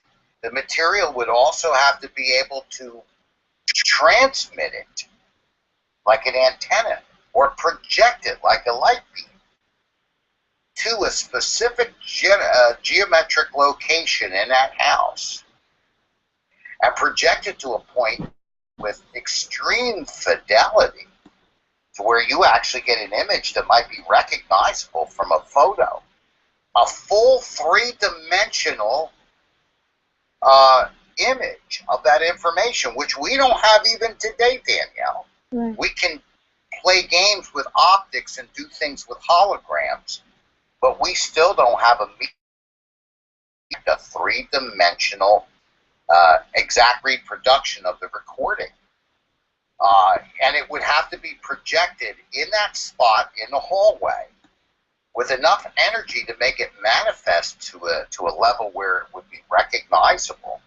And then that material would have to act like a panning projector that continuously projects the image as it walks down the hallway. Can anybody tell me what material exists that can do that? What? It's not there. But like you said, because of the lack of education, it's not thought through. Now, this doesn't mean that residual hauntings don't occur. It doesn't mean that. It just means that the traditional explanation of it's recorded somehow on the physical background is nonsense. Right. And some people will say, oh, that's the way it is. That's the only way it could be. This guy doesn't know what he's talking about. Science can't understand the paranormal. And I had one guy tell me that, oh, the physics of ghosts is different than normal physics. Wait, what? Like, what? Because what I was to his belief system. Well, then you should have stopped talking. Yeah, so it doesn't mean that these events don't occur. It just means that we need to find alternative explanations. Right. And one of the aspects of my theory is that information materializes. And when I say materialize, it's made physical. It's made material from, and the information is not stored within the physical realm. It's only the materialization of that information that exists on our physical plane. Right. But the information exists independently and above it. On that note, did you get the photo that I sent you? Maybe. I just sent something to you on Skype. On Skype, okay. Mm-hmm. Speaking of entities, this is the photo, and it's not the best quality of it. It was taken. How do I find it? How do I see something that I'm supposed to have? Show I am? Is that what the... Yeah. Show I am. Alright, and it looks like it's downloading something. Yeah, it's a photo. Right. It was taken on a film camera, and it was on the negative, too. At the time when I was still in contact with my mother, she came down here, we had lunch, and it was at this restaurant that I'd had paranormal activity happen before, and still does. And I found out it was a landmark. Something must have happened there. I still have research to do. But this photo is the only physical evidence that I have, and probably one of the best things I've ever caught. And you can fully see the entity behind me, and it's almost as if the wall opened up, and there's a the full figure. It's absolutely amazing. I don't know if you had any thoughts on it, but I figured I'd try to find something interesting. I wish I could share it on our broadcast, but I haven't figured that out yet. So I understand. What we're looking at here, and again, it's difficult for me, and like most of these quote-unquote ghost photos, they're very indistinct. You can see certain levels of things, but it's difficult to see real fine detail on them. right. It appears to be a humanoid figure. It really does. It has that configuration, and it would be very difficult to think of any kind of another type of an object that would create that kind of an image. Right. We ruled out any lighting, any tampering with the photography, everything, including the fact that there was no one there. The only thing that's in that area is a teepee-shaped painting and a booth, which no one was at. it literally looks like it's illuminating, like it has its own light source. But Yes, I've never seen the combination of a light source with a paranormal figure caught on photography. It's quite yes. fascinating to me. Hmm. But also, given the quality, of the upload for of this photo, and then if you compare it, split seconds. She likes to take photos like all the time. So when she took one photo, she took 50 more within a couple seconds. You know what I mean? She would just be snapping away. Hmm. And a second goes by and it's not there anymore in a photo that was literally taken right after and one before. Hmm. So it's quite fascinating. I And I'm assuming that the person taking the photo didn't see anything with their eyes. no, I highly doubt it that something would have been said. Hmm. Well, see, to me, what you're looking at is, again, and it sounds very simplistic, but it is a materialization of information. Hmm. And um, according to my theory, that the environment, the immediate area that would accompany such a materialization would be an expanded bubble of space-time. And that expanded bubble of space-time, it's like a bubble being blown up in the area where space gets pushed out. Um, According to my surrounding environment of the twisting of this space can indeed cause electromagnetic activity. It Hmm. would. And one of the things that can accompany electromagnetic activity is the emission of photons, Okay. so that we could see a luminous phenomenon along with these manifestations. And so this was apparently a momentary one. The film would be able to record certain electromagnetic frequencies, fields, that the human eye may not be able to see. Exactly. The film can be much more sensitive in that way. Uh, this is why film sometimes gets weird optical effects like, blurs, camera flashes, these kinds of things that show up on photographs that aren't actually seen by the eye, because film is a much more sensitive piece of equipment or medium. So this is what I see. I see a manifestation of materializing information. And that information is not local. And the opening that's being shown is part of this expanding space-time bubble.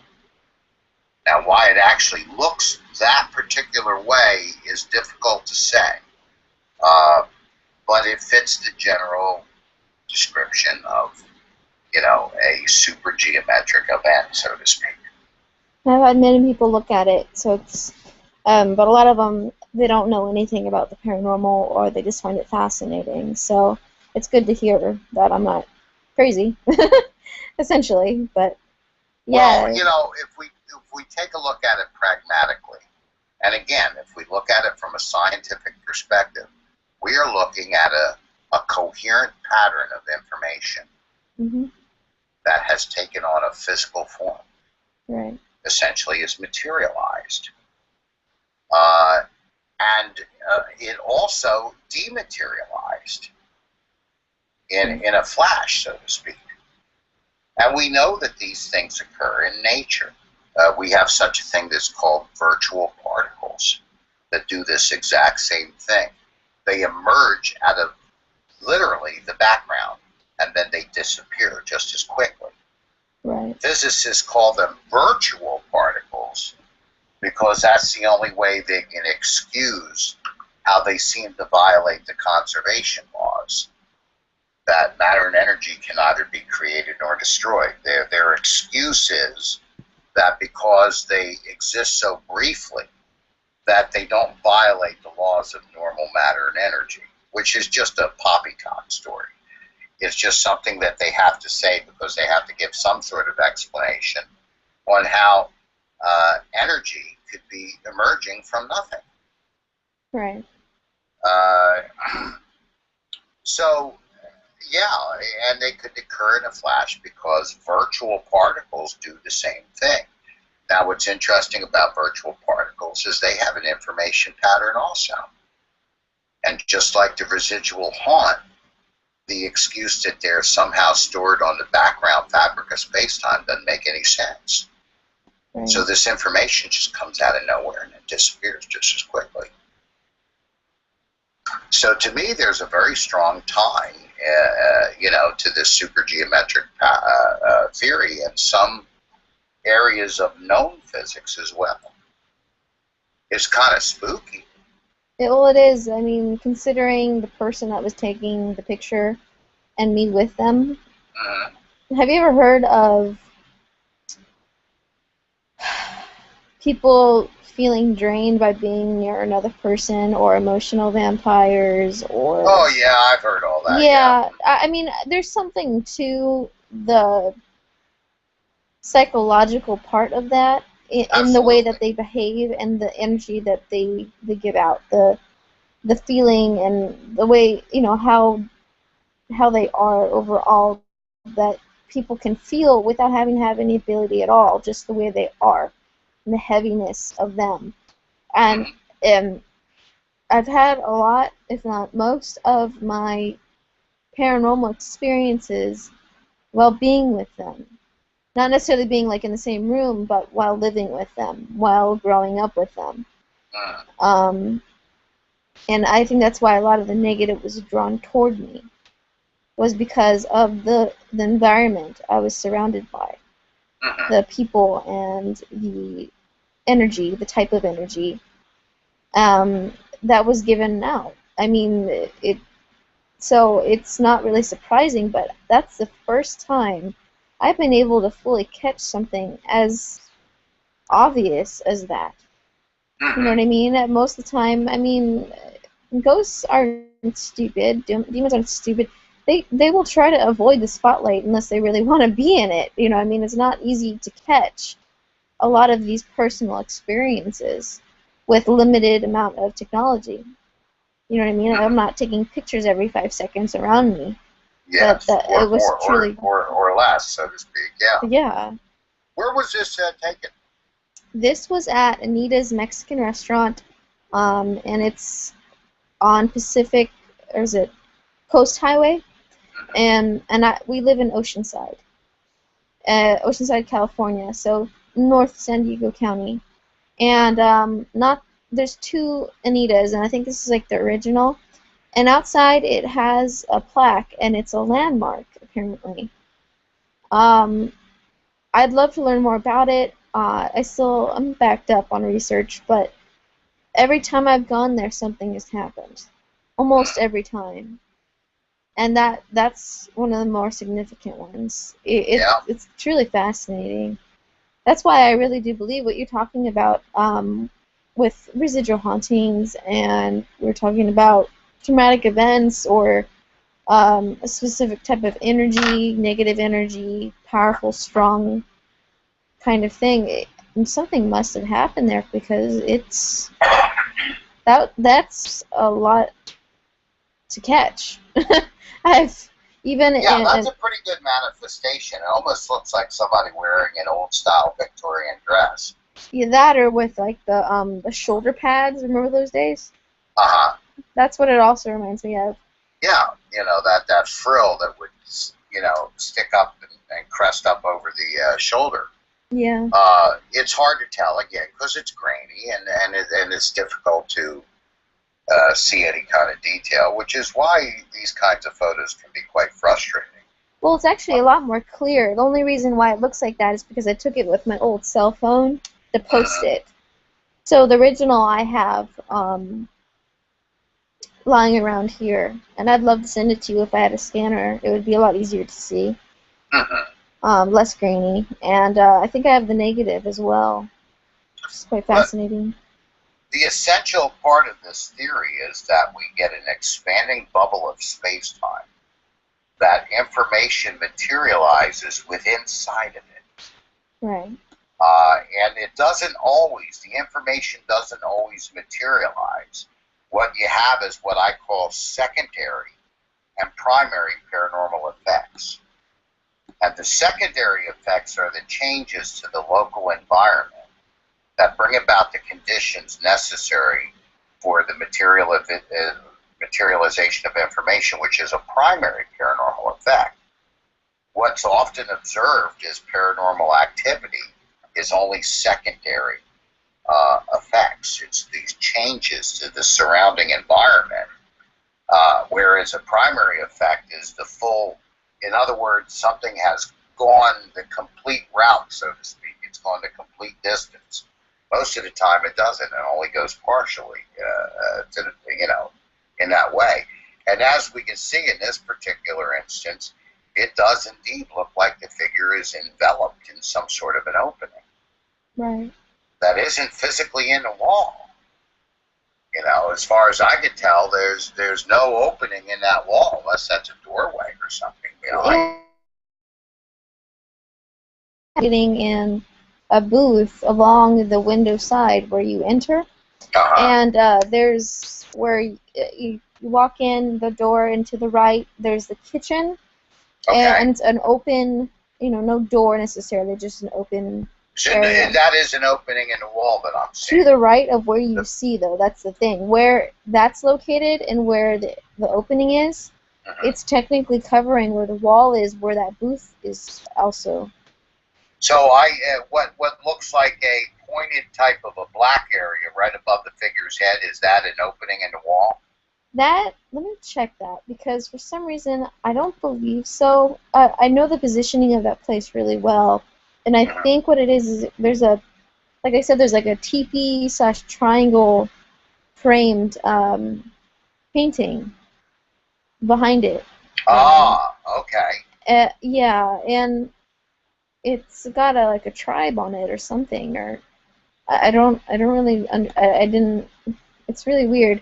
Yeah, that's the triangle-shaped frame. And you can see right next to the figure, if you're looking at it, it would be the right, where that wall ends. And then it opens up for the kitchen and the little podium that you see, pretty much. And then there's the door where you see the light coming off to the right.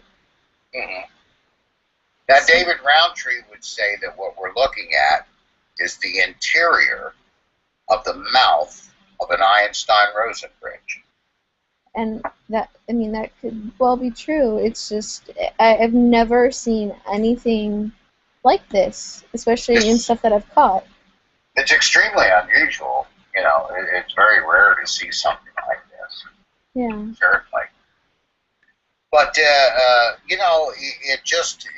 this information is not being stored locally. That's one of the big things with both David's theory and my own. Exactly. Is that the information that makes up the shape of this individual is not being stored in a wall. It's not being stored in the surrounding areas or the building materials. It's actually emerging into our space-time from an area beyond it. Right. Yeah, I thought it would be something interesting to it definitely is. It's quite interesting. Well, there are a million other things I'd actually love to talk to you about, but I think it's, 12 there? Yeah, it's a little bit after 12. We're just about at the couple minutes over the 2-hour mark. Yeah. And that's what we're supposed to do, is 2 hours, right?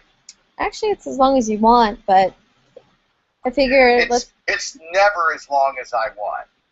Well, that's the thing, is then I'll keep you coming back. We'll have Nothing is ever as long as I want.